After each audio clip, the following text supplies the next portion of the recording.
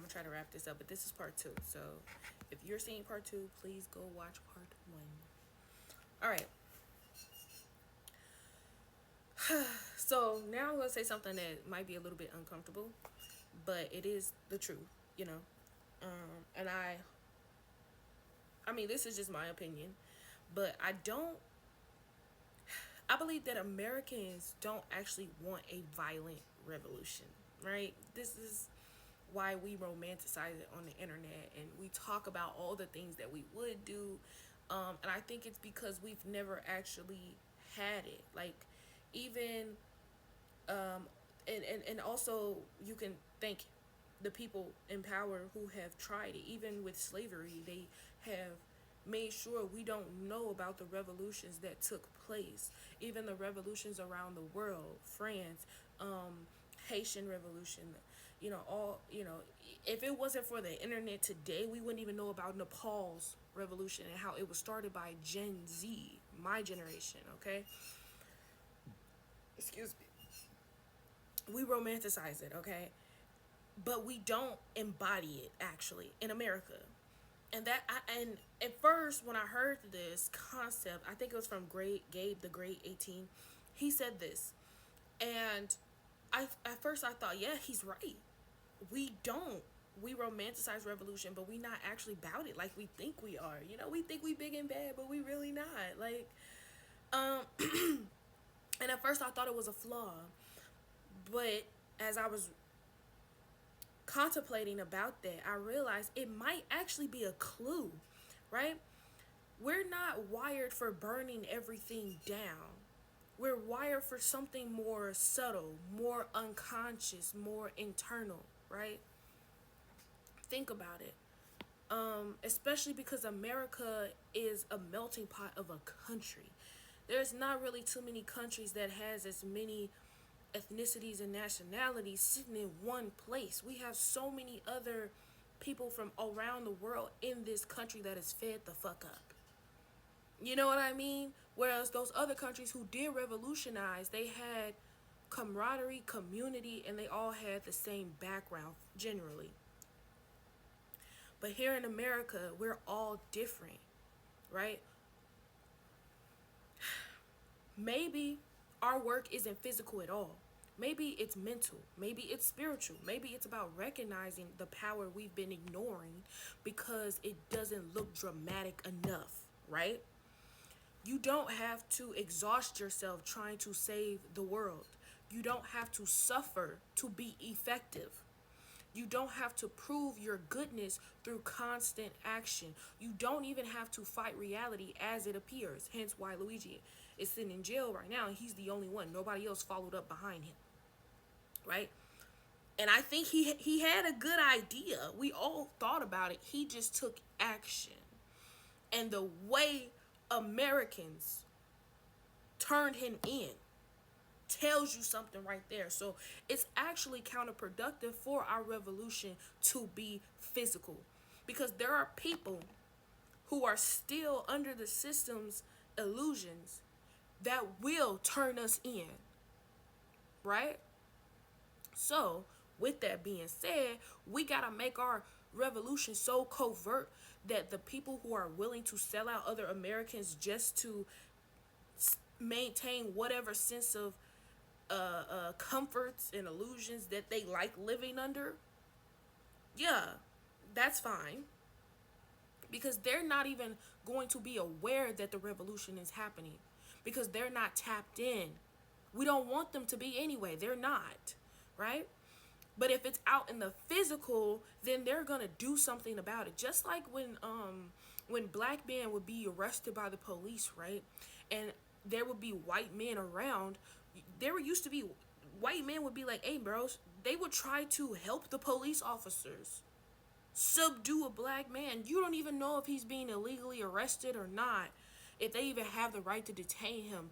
But because you feel like you're doing your duty, upholding white supremacy, you're going to help the police because it's a black man. This is a common enemy, right? I digress, but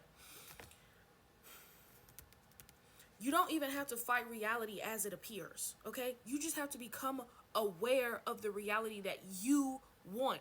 What is your heaven on earth? What is your heaven on earth? What is your ideal reality for everybody in this bitch? What is your ideal reality for this whole fucking world, for America, for the United States? What does that look like for you? I know what it looks like for me. And know that it's already real. Know that it's not imaginary. It is real, okay? It's real. Go.